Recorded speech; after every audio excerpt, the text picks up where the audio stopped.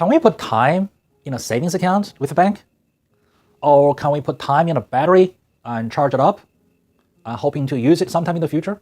Of course not. The point I'm driving at is we cannot really manage time because time just ticks away on its own. If we want to be more efficient at utilizing the same 24 hours that we're all given just like everyone else, the only thing we can do is to manage ourselves, to better manage ourselves so we can better utilize the same 24 hours. I'm not going to talk about planners, calendars, or stopwatches. I'm going to talk about 3 principles that's not commonly talked about when it comes to how to utilize time better.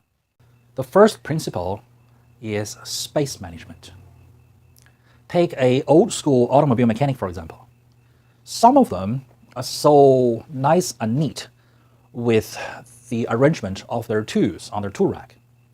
They be working on a car and they be looking at the engine bay, thinking about whatever needs to be done with the car, carrying on a discussion about the car with another mechanic. And without even looking away from the engine bay, they will just reach out behind them onto the tool rack, and then they'll be able to find the exact tool that they want because they know exactly where that tool is located. They will find it, grab it, use it, and then put it back to exactly where it is supposed to be. And this way, they just saved somewhere between 30 seconds to 5 minutes. Compared to if you have your tool rack somewhere over there, you need to look away or even step away, come to your tool rack and find the tool, or worse still, you had all your tools just randomly thrown into a box.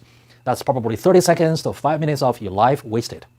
Do that 100 times a day, that's probably 2 hours a day of your time wasted. So applying the same principle, if you have all your business-related things nicely arranged, not only do you save time, you don't have to waste a lot of time looking for them, you feel you're in charge, you're in control. Because if you cannot find your things, you just feel like your life is chaotic. You're not in control, you're not in charge. But if you have arranged everything nice and neat, and you have your own order of where things are supposed to be, you feel you're in charge because you really are in charge. And you feel better about yourself. And you save so much time looking for things throughout the day. Now, one tip about arranging things and stay on top of where things are is get rid of the stuff that you no longer need. Anyone here got a garage that's packed with stuff that you have not used for 20 years? And the garage is so full that you have to park your brand new car outside in the snow, and in the morning it's so cold, the car has trouble getting started, yet you have a perfectly good garage that's heated and it's full of stuff that you no longer need. Get rid of them. And the most time-efficient way to get rid of them is to call a charity. They will come with a truck and pick up all your stuff and get rid of them for you and put them to good use for them and for other people who need them. The second principle is to do with your focus. Are you focused on the past, the present, or the future? Now, regarding the past, I got news for you. The past ain't coming back. So, as we say in Philadelphia, forget about it. Hey, I lived in Philly for 3 years. Now, regarding the present and the future, we should take a slightly different approach between family life and professional life when it comes to the present or the future. In family life, it's all about enjoying the now, enjoying each other's company, and cherish the fact that we're together, spending time together. When it comes to professional life, in the office, at work, it's all about how best we can utilize the time we have to produce results for the future so we can get paid, and hopefully sooner rather than later. This is why I say a lot of chit-chat is good for family life. A little bit of chit-chat can be helpful to build relationships with prospective customers.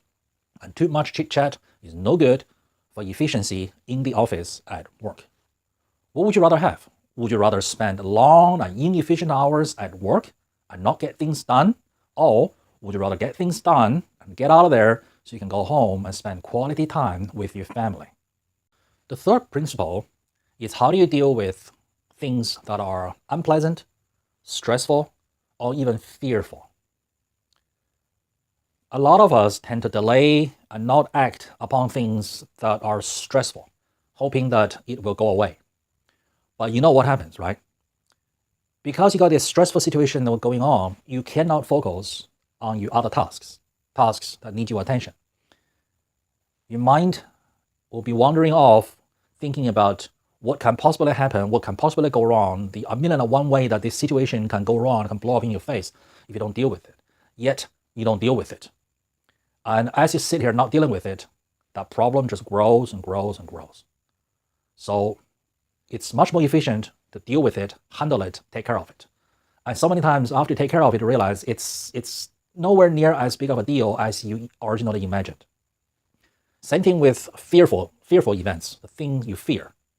As they say, if you do the thing you fear, it will be the death of the fear. If you don't do the thing you fear, it will be the death of you. So take care of it. In addition to the 3 principles on time management, I'm going to give you a little bonus on how to handle multiple tasks at the same time. Notice I didn't say multitasking, because texting and driving is not a good idea, and don't do it.